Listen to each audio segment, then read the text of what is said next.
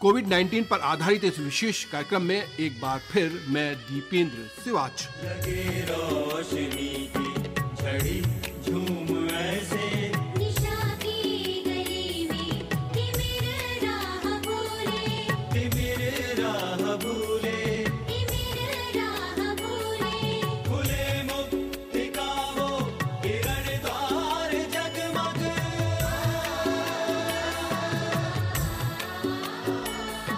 खुले मुक्ति का वो किरण द्वार जगमग निशा आ न पाए उषा जा न पाए निशा आ न पाए उषा जा न पाए दीपक जलाओ जलाओ ये दीपक रहे ध्यान इतना अंधेरा धरा पर कहीं न श्रोताओं, इस समय पूरा विश्व कोविड-19 वैश्विक महामारी से जूझ रहा है। पूरे विश्व में इससे 40 लाख से ज्यादा लोग संक्रमित हैं और लगभग 3 लाख लोग मर चुके हैं। भारत में भी लगभग 75,000 लोग इससे संक्रमित हैं और लगभग 2500 लोग मारे गए हैं। द्वितीय विश्व युद्ध के बाद ये मानव जाति के ऊपर सबसे बड़ा संकट है। निसंदेह ये भीषण मानवीय त्रासदी है। विशेषज्ञों का मानना है कि आगे जो जीवन होगा वो बिल्कुल वैसा नहीं होगा जैसा अब तक था। तमाम बड़ी घटनाओं की तरह इस महामारी के भी दूरगामी प्रभाव होंगे। इस समय इस महामारी से बचने के लिए जो उपाय किए जा रहे हैं वे आगे मानव व्यवहार के अनिवार्य अंग हो जाएंगे। विशेषज्ञों का मानना है कि आभासी या digital currency, work from home या ऑनलाइन क्लासेस भविष्य के नए सामान्य होंगे। हमने भी विशेषज्ञों से इस महामारी से मानव जीवन पर होने वाले प्रभाव तथा परिवर्तनों के बारे में जानने की कोशिश की।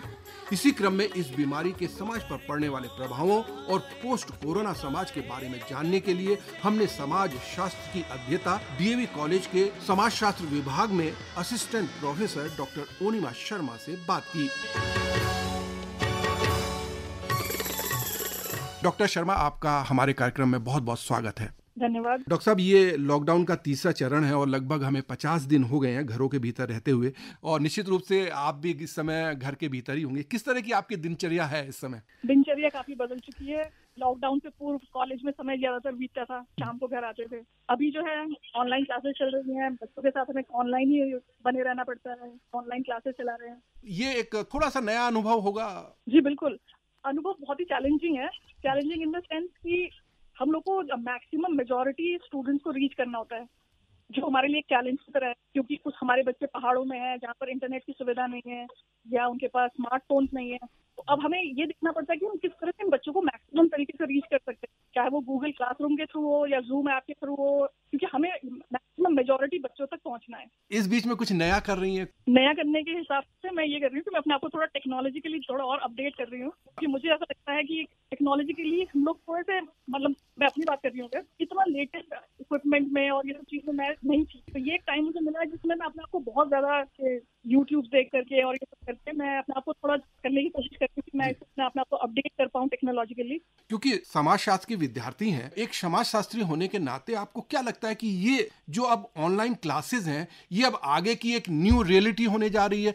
देखिए, हम एक नए सामान्य की ओर बढ़ रहे हैं। अब जो नॉर्मल होने वाला है, एक नया नॉर्मल, हम नॉर्मल एक नई चीज को नॉर्मल बोलेंगे, बट हम ये नहीं कह सकते कि पूरा का पूरा ही ऑनलाइन पे ही अब हम बेस्ड हो जाएगा। इनिशियली अभी हाँ ये है कि अभी ऑनलाइन है, अभी जब तक ये लॉकडाउन की स्थिति है और जब तक सोशल डिस्टेंसिंग चलेगा, जब तक ये पूरा ना खत्म हो जाए। लेकिन इसके बाद भी ये एक टाइम है जो हमें सोचने के लिए वो करता है कि हम लोग को हर चीज के लिए मेंटली प्रिपेयर रहना चाहिए। कोई भी ऐसी सिचुएशन आती है तो हाँ, ऑनलाइन हमारे पास सब कुछ रेडी है, हमारे पास स्टडी मटेरियल है, हमारे पास सारा स्टूडेंट के साथ इंटरेक्ट करने का तरीका है, किस तरह से इंटरेक्टिव मेथड से हम पढ़ाई करा सकते हैं। कम से कम एक वैकल्पिक साधन के रूप में इसे जरूर इसके लिए तैयार रहना चाहिए हमें। जी जरूर जरूर। हमारा जो समाज है वो बहुत ज्यादा उत्सव धर्मी समाज है, सामूहिकता है, उसमें हम विश्वास रखते हैं। कोरोना का ये जो संकट हमारे ऊपर आया, इसने हम लोगों को एक दूसरे से बहुत अलग किया है। अलग इस मायने में किया है कि हम लोगों को घरों में कैद कर दिया है, हम लोगों को शारीरिक दूरी बनानी है। और इसी समय में हमारे जो सुरक्षा कर्मी हैं, जो स्वास्थ्य कर्मी हैं, उन पर बहुत सारे लोगों ने अटैक किए, खासकर वो जो इससे संक्रमित थे। तो ये जो एक मानसिकता है, ये क्यों है ऐसी? देखिए, मेरे हिसाब से ये एक अनिश्चितता की स्थिति है। उन लोगों को सोचिए जिनके दिमाग में ये अनिश्चितता है कि ये है क्या, ये बीमारी है क्या, इसका इलाज क्या होगा, क्यों क्यों हमें जबरदस्ती पकड़ के हमारा टेस्ट किया जा रहा है? क्वारंटीन का मतलब क्या है? 14 दिन क्यों हमें अलग थलग परिवार से दूर रखा जाएगा?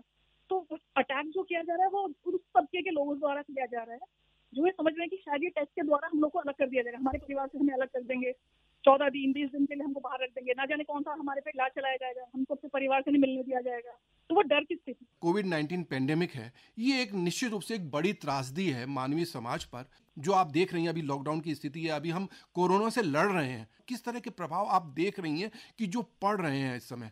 देखिए, दो तरह के व्यवहार देखने को मिल रहे हैं। एक, लोग घर से निकल करके एक्स्ट्रा मतलब हेल्पफुल आप कह सकते हैं, आप पूरे दुनिया को एक उस प्लेटफॉर्म में देख रहे हैं कि हाँ, कोई सफर जो कर रहा है उसका दर्द से मेरा खुद का है। हम घर से बाहर निकल के लोगों को हेल्प करने के लिए कोशिश कर रहे हैं अपने लेवल पे।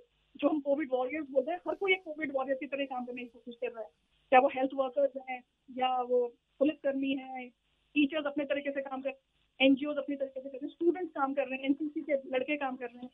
तो हर कोई कुछ सोसाइटी को देना चाहता है। दूसरी तरफ ये है कि एक डर का माहौल तो है ही, तो हम लोग बहुत ज्यादा वॉल या शेल बोल सकते हैं, हम शेल में रहना चाहते हैं। डर आ गया है, कुछ छूने में डरते हैं, किसी से बात करने में डर रहे हैं। जब भी कोई बड़ी बीमारी आती है तो वो निश्चित रूप से जब खत्म होती है तो हर क्षेत्र में बड़े बदलाव लाती है। ये कहा जा रहा है कि जो अब वर्ल्ड इकोनॉमिक ऑर्डर होगा या जो वर्ल्ड पॉलिटिकल ऑर्डर होगा वो बहुत कुछ वैसा नहीं होगा जैसा प्री कोरोना पीरियड में था। जो पोस्ट कोरोना पीरियड होगा वो बहुत अलग होगा। क्या जो हमारा समाज है, पोस्ट कोरोना समाज होगा, वो कुछ अलग होगा? और अलग होगा तो किन मायनों में वो अलग होगा? देखिए, बदलाव तो जरूर आएगा। जब हम लोग अभी आर्थिक इनसिक्योरिटी या आर्थिक असुरक्षा के दौर से गुजर रहे हैं, तो जब स्वास्थ्य, आर्थिक, इन सब पे संकट आता है तो समाज या सामाजिक उस पे भी जरूर आएगा फर्क। तो समाज पे तो उसका असर पड़ना जरूरी है। किस तरह के बदलाव समाज में आप आगे देख रही हैं? किस तरह के परिवर्तन आ सकते हैं? देखिए, मुझे लगता है कि हम लोग जब समाजशास्त्र के लेंस से देखते हैं तो हमें ऐसा लगता है कि हेल्थ को अब सबसे ज्यादा इम्पोर्टेंस जब प्राथमिकता दी जाएगी। हम लोग इस चीज को बहुत ही शायद लाइटली लेते थे। हमें लगता था कि हमें कुछ नहीं हो सकता, हम कुछ अलग कैटेगरी हैं, हमें नहीं होगा ये सब कुछ। आज हमें पता चल रहा है ये ना किसी जाति को देख रहा है, ना किसी वर्ग को देख रहा है, ना किसी देश विशेष को देख रहा है, या हर किसी को अफेक्ट कर सकता है। तो हमें उस हेल्थ को सबसे इम्पोर्टेंस देना है, हेल्थ सेक्टर को हमें सबसे इम्पोर्टेंस देना है। मेरे को जहाँ तक लग रहा है कि आफ्टर ये पैंडेमिक जब ओवर होता है तो लोगों का दिमाग मतलब जो सोच होती है वो ज्यादा हेल्थ के तरफ ज्यादा हो रहेंगे लोग। अब इस समय सबको अलग अलग रहना है और भले ही इसकी दवा भी बन जाए और इसके टीके भी आ जाएं, लेकिन उसके बावजूद भी जो एक सामाजिक आचरण है उसमें कहीं कुछ परिवर्तन आएगा कि अब लोग बाग ज्यादा कोशिश होंगे और अब उस तरह की चीजें नहीं होंगी जैसे अब तक होती आई हैं। जी जरूर, क्योंकि अब लोगों ने देख लिया कि क्या हो सकता है, कि ऐसी कोई चीज जिसे हम लोग थोड़ा सा भी लाइटली लेते हैं तो कैसे चीज फैलती है, किस तरह से हमारी छोटी सी भी गलती से एक वायरस किस तरह से अफेक्ट कर सकता है पूरे सब कुछ, पूरी दुनिया को इसमें रोक के रख दिया है। तो हाँ, ऑब्वियसली हेल्थ, हाइजीन सब पर अब काम होगा। अभी तक जो हम हाइजीन या स्वच्छता पे सिर्फ बात ही करते थे, अब हमें समझ में आ रहा है कि स्वच्छता क्या है। अब हम क्यों अपने घरों को साफ कर रहे हैं, अपने डोर हैंडल्स को साफ कर रहे हैं, सैनिटाइज कर रहे हैं, हाथ धोना, थूकना नहीं है। ये सब चीज अब मुझे ऐसा लगता है कि after this also, after pandemic also, ये हमारा एक वे ऑफ लाइफ हो जाए। अच्छा, एक चीज आपने कही कि जो स्वच्छता की बात है, हम लोग अपने खुद की सफाई तो बहुत ज्यादा रखते थे, लेकिन जो सार्वजनिक तौर पे हम लोग जो साफ सफाई रखने वाले थे वो हम लोग बिल्कुल नहीं करते थे। क्या इसके बाद उस तरह की मानसिकता में भी कोई आप फर्क देख रही हैं कि आएगा? बहुत फर्क आएगा। और ये कहते हैं ना कि everything has a silver lining, ये एक सिल्वर लाइनिंग इस महामारी के बाद यही आने वाली है कि अब हमें समझ में आ रहा है कि हम अपने घर का कूड़ा जो बाहर फेंकते हैं उस कूड़े से भी हमको ही परेशानी हो सकती है। हम अपने आप को साफ रखेंगे लेकिन बाहर गंदगी फैलाएंगे तो उसका असर हमें ही पड़ेगा। तो ये सब चीजें जब कोई बाहर से, हमारे माननीय प्रधानमंत्री जब बोलते हैं कि स्वच्छता पे कीजिए, तो हमको लगता है कि कोई और हम पर कुछ थोप रहा है। इस महामारी के बाद हमें समझ में आ रहा है कि नहीं, ये सब हमारे लिए जरूरी है, या ये सोच हमारे अंदर होनी चाहिए। जगह जगह थूकने की आदत, गंदगी फैलाने की आदत, ये सब चीजें अब ये खत्म होनी ही है और होनी चाहिए। डॉक्टर साहब, आपने हमसे बहुत महत्वपूर्ण बातें की। अंत में चलते चलते जो हमारे श्रोता हैं, क्या किस तरह का आप संदेश देना चाहेंगी, क्या कहना चाहेंगी उनसे? मैं यही कहूंगी कि इस पैंडेमिक के दौर पे, इस महामारी, वैश्विक महामारी से लड़ने के समय हमको बहुत ही स्ट्रेस और एंजाइटी से, ये बहुत स्वाभाविक है कि हर कोई स्ट्रेस से गुजर रहा है, हर कोई एंजाइटी से गुजर रहा है, अनिश्चितता है, फाइनेंशियल इनसिक्योरिटी है, पर उस सब में भी हमको माइंडफुलनेस रहना है, हमें सचेतन रहने की जरूरत है, एक दूसरे की हेल्प करनी है और कोशिश करना है जो हमारी सरकार बोल रहे हैं हम उसको माने। स्वास्थ्य कर्मियों के साथ अच्छा व्यवहार किया जाए, मेरी सभी के साथ ये तो विनती है कि जब तक सोशल डिस्टेंसिंग के बारे में बोला जाए तब तक सोशल डिस्टेंसिंग मेंटेन किया जाए। डॉक्टर ओनिमा शर्मा, आप हमसे जुड़ी, हमारे कार्यक्रम से जुड़ी और आपने बहुत महत्वपूर्ण बात हमारे श्रोताओं के साथ साझा की। आपका बहुत बहुत शुक्रिया, बहुत बहुत आभार। ये थी डीएवी कॉलेज के समाजशास्त्र विभाग में असिस्टेंट प्रोफेसर डॉक्टर ओनिमा शर्मा। आज के कार्यक्रम में बस इतना ही। अब दीपेंद्र सिवाच को ये कार्यक्रम समाप्त करने की अनुमति दीजिए। नमस्कार।